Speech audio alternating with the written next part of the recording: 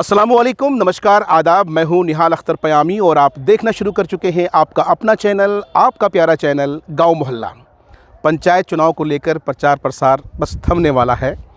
हमारे साथ एक बार फिर कोचा धामन के मुखिया जनाब ज़फ़र असलम साहब मौजूद हैं। दरअसल इससे पहले हमने गालिबन 15-20 दिन पहले एक इंटरव्यू किया था। कुछ बातें रह गई थी। इनसे जब हमारी बात हुई, टेलीफोनिक वार्तालाप हुई, तो इन्होंने जाहिर की ख्वाहिश के साहब वो बातें अवाम तक जानी चाहिए। हम ज़रूर जानना चाहेंगे, लेकिन उससे पहले ज़फ़र भाई ये जानना चाहेंगे कि तब में और अब में कितना फ़र्क नज़र आ रहा है। क्या लगता है बदलाव के इस बयार में आप जमेंगे, ठहरेंगे या बह जाएंगे? मैं आपको मुबारकबाद दूंगा और आपके चैनल के माध्यम से जितने भी श्रोता हैं सबों को मैं अस्सलाम वालेकुम, नमस्कार और धन्यवाद देना चाहूँगा कि आप मेरी बातों को बगौर सुन रहे हैं।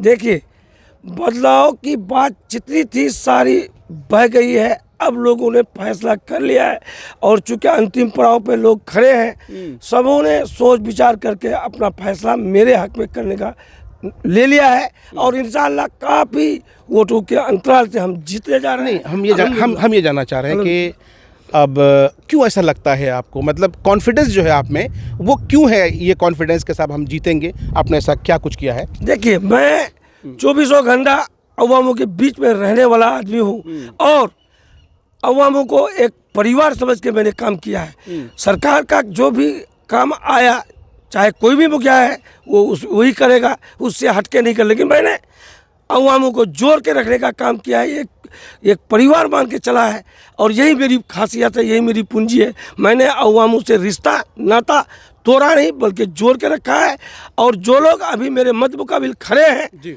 अवाम उनको भी भली बात जानती है कि वो कितने पानी में खड़े हैं और उसके बातों में कितना दम है। वो निश्चित रूप से हम सब एक ही जगह से हैं और पंचायत का जो इलेक्शन होता है उसमें बच्चा एक दूसरे से वाकिफ़ होता है।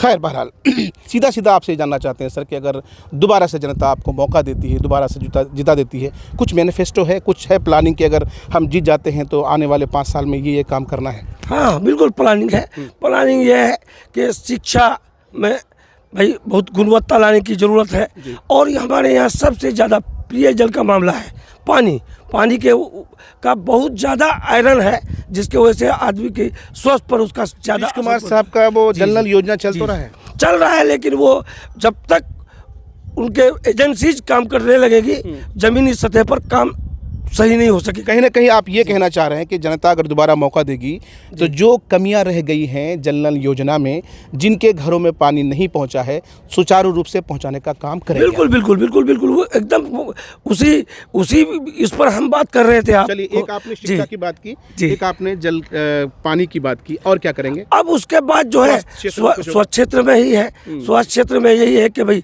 बेहतर से बेहतर हॉस्पिटल वगैरह में जो इंतजामात है उसको और सुचारू रूप से ढंग से क्या ऐसे हमारे लोगों को तकलीफ नहीं हो, उस पर हम बात करेंगे। अच्छा, आप क्योंकि आप मुखिया के लिए इलेक्शन लड़ रहे हैं और मुखिया रह चुके हैं, एक सवाल जानना ज़रूरी, एक बात जानना ज़रूरी है कि मनरेगा के तहत बहुत सारे लोगों को रोज़गार मिलता है, लेकिन खबरें ये भी आ रही थी कि बहुत सारे पंचायत ऐसे भी है जहाँ पर मज़दूरों के बजाय जो है साहब जो दूसरी जो मशीन है उसके ज़रिए कहीं ना कहीं काम किया जाता है। तो जहाँ इंसानों की जगह मशीन काम करेगी तो जाहिर है वहाँ पर लोगों को रोज़गार छिन जाएगा। तो सरासर नाइंसाफ़ी की बात है।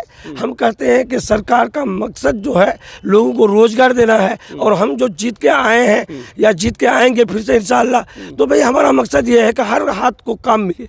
जेसीबी से काम करवाया आपने या फिर मनरेगा के तहत मजदूरों से? मजदूरों से भाई, मेरा तो हेडक्वार्टर है। हम कहीं भी जेसीबी का काम मेरा है भी नहीं, बिल्कुल मजदूर का ही काम है। चूँकि मिट्टी का काम जो मजदूर से होता है वो बड़ा ढंग का होता है। चलिए, तो कहीं ना कहीं आपका कहना है कि शिक्षा के क्षेत्र में काम करेंगे, जल नल के क्षेत्र में काम करेंगे और मनरेगा के तहत जो है आप लोगों को रोज़गार देंगे, स्वास्थ्य के क्षेत्र में आप जो है काम करेंगे, और क्या करेंगे? और उसके अलावा मेरा एक ही मकसद है कि मैंने मुख्य सड़क से गलियों को जोड़ दिया है। अब गाँव को सजाने की ज़रूरत है ना।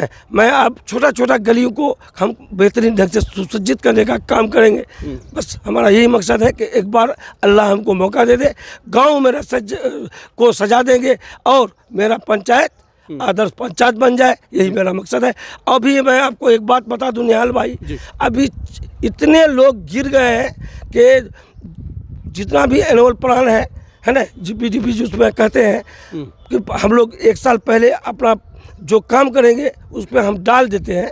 सरकार का ये प्लानिंग है। अभी 21-22 का काम चालू नहीं हुआ है। हमारे विरोधी लोग उस 21-22 का योजना को लेके गांव तक चला जाता है कि देखो 14 नंबर वार्ड में मरघट का काम पैसा उठा के खा गया, यहाँ पर गली नली का काम पैसा उठा के खा गया, समझ रहे हैं। और ट्यूबवेल जो है 150 बांट दिए, उसका पैसा खा गया। कहाँ है ट्यूबवेल? तो भाई वार्षिक कार्य योजना 21-22 जो अब लागू है, जब जो भी जीतेंगे वो उसको काम करेंगे। काम हुआ कहाँ है? इसको भी ढंग से अभी साजिश के तहत हमारे अवाम सीधे साधे हैं, उनके पास जा करके सब बोलते हैं और किताब खोल के दिखाते हैं कि आपके घर से लेकर के फलाने के घर तक देखिए PCC सड़क बना है।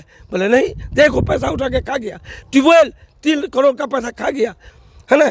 ये सारी बातें उस वार्षिक कार्य योजना को लेकर के पर के हमारे विरोधी सुनाते हैं।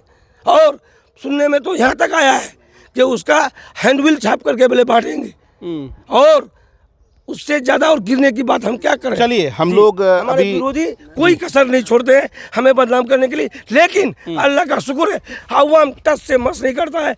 अवाम उनको सुनने को तैयार नहीं है। चलिए, अवाम मेरे साथ है, मैं अवाम का शुक्रगुजार हूँ और अपील करता हूँ खास करके कि बा माँ चाचा चाची उधर जी, फिर एक बार जो ये हम कह रहे हैं कि बा मोक भूलिस नहीं, माँ मोक भूलिस नहीं, बहिला मोक भूलिस नहीं, मोर छाप पुल छाप छे, मोर पुल डाक निशानोत वोट दे, मोक भारी बहुमत से जितेस, यही अपील है मोर। चलिए, ये इनकी अपील है और ये हम इनका प्रमोशन नहीं कर रहे हैं, इस बात को स्पष्ट कर लिए। गांव मोहल्ला एक खुला मंच है और हर लीडर के लिए खुला मंच है, और हम शुरू दिन से कहते आ रहे हैं कि अगर आपको अपनी बात रखनी है तो आपको हमसे राब्ता करना पड़ेगा। इन्होंने हमसे राब्ता किया, इसलिए हम इनका इंटरव्यू कर रहे हैं और इनको बेहतर जानते हैं, इनको अच्छे समझते हैं।